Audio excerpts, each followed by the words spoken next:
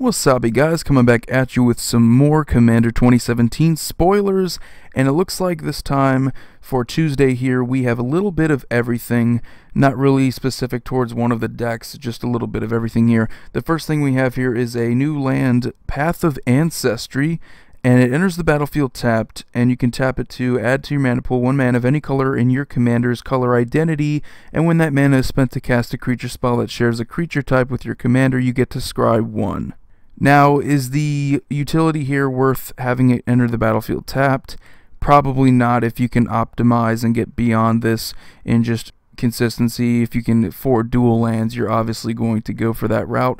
But I think for a good budget option, anything that can tap for any mana of your colors that you need, definitely good for 5-color dragons. I can see that all the way. Then we get another artifact here, Heralds Horn. 3 converted mana cost. They'll translate it here for you. When it enters the battlefield, you choose a creature type. Creature spells you cast of the chosen type cost 1 less to cast. And at the beginning of your upkeep, you may reveal the top card of your library. If it is a creature card of the chosen type, you get to put it into your hand. So right off the bat, similarities here right with Urza's Incubator, although it does make it 2 less to cast for all your creatures of that chosen creature type, but this also gives you something that doesn't give you, and that is being able to put a card into your hand of that chosen creature type if that's the top card of your library. So having that happen each one of your upkeeps, that's pretty decent. I don't think it's going to be too overpowering though. Who knows, that might be good in the dragon deck. That's where I see it most likely seeing the majority of its play, seeing as dragons don't typically have the best card draw and consistency. You're going to need something to help accelerate the deck and move it a bit quicker, so that's where I see that card being useful. Next we have Bloodline Necromancer, a 5 converted mana cost 3/2 lifelink vampire wizard here. See what they did there, making it so they don't have to spend too much time and effort creating new cards. They can just share them between 2 decks there. It's still a good card though, I like it. When it enters the battlefield, you may return a target vampire or wizard creature card from your graveyard to the battlefield. So right off the bat, we all know, duh, it's going to be in both decks here. I like it. I think it's definitely useful. Anything that can return any target vampire or wizard from your graveyard to the battlefield is going to be useful, and it is obviously going to be in both decks here. I don't see why they wouldn't do it.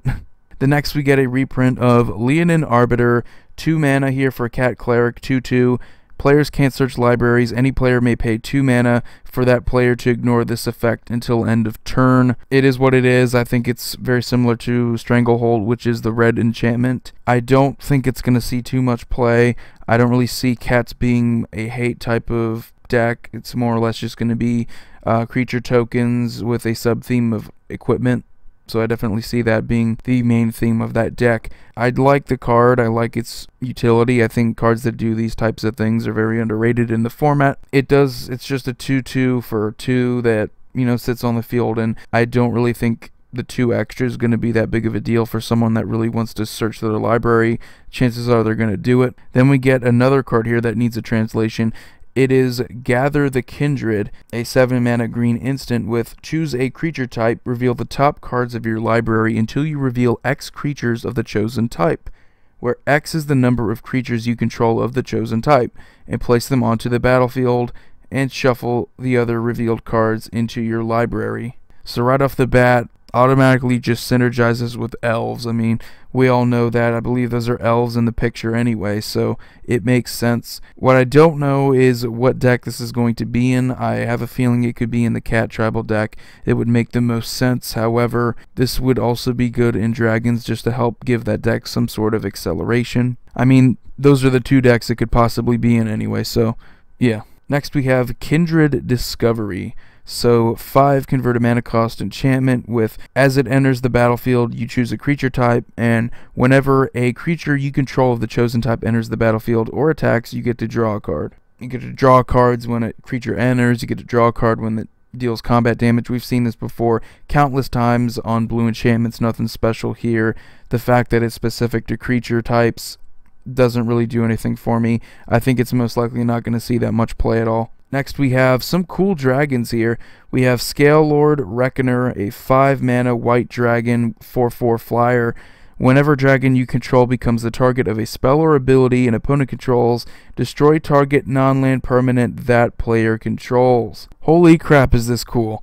I really like this. It's very similar to that one white enchantment. I can't think of it, but there's a white enchantment. It's like 3 mana. It does a very similar thing, but it's for just non-land permanents you control. So this is definitely going to see play in a dragon deck. It is white, so having off-color dragons that we're not used to seeing. There aren't too many white dragons. I know there's some that are 2-color, 3-colored, and that are obviously going to see play in this type of deck, but mono-colored dragons that are off-color are pretty cool, and I definitely like how this guy looks. He looks very similar to Jamoka too. Then next we have Territorial Hellkite, a 4-mana red dragon, a 6/5 flyer with haste, and at the beginning of combat on your turn, choose an opponent at random that Territorial Hellkite didn't attack during your last combat, and Territorial Hellkite attacks that player this combat if able.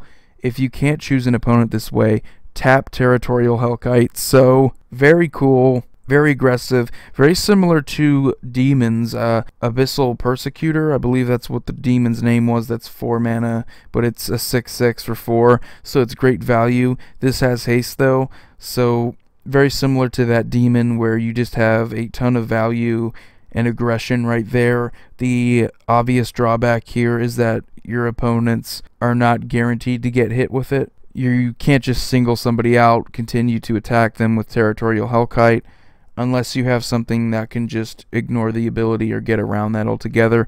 Definitely not a good option for 1v1.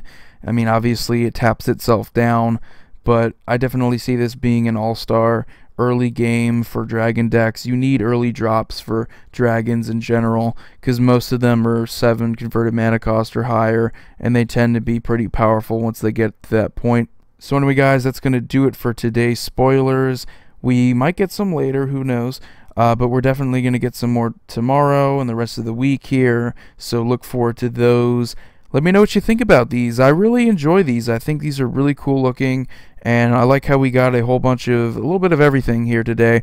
Anyway, you guys have a wonderful day. Peace. Void here, signing off.